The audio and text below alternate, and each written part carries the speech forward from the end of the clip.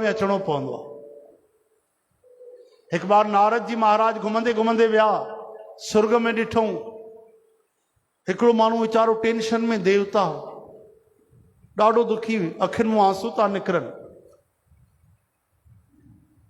ऐं नरक विया त नरक में बि हिकिड़ो माण्हू ॾाढो प्रसन्न, ॾाढो मौज सां वेठो, खिले पियो, आनंद में नचे पियो। नारद महाराज चयो कमाल थी, हिन खां त पुछणो ई पवंदो भाई, इहो असांजे लाइ ज्ञान आहे। नारद महाराज स्वर्ग वारे देवता खां पुछियो त भाई तूं स्वर्ग में वेठो आहे, माण्हू पुण्य कर्म करे स्वर्ग ईंदा आहिनि, और तूं ते रोए तो वेठो, अखियुनि मां आंसू था निकिरे, किरी पियो चरणनि ते।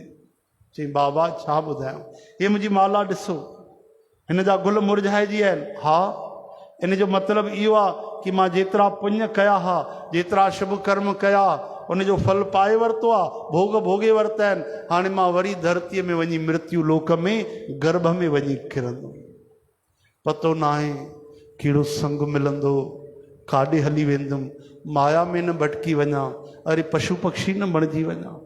इन करे रोआं तो, काश मां भजन कयां हा त जन्म मरण खां बची वञा।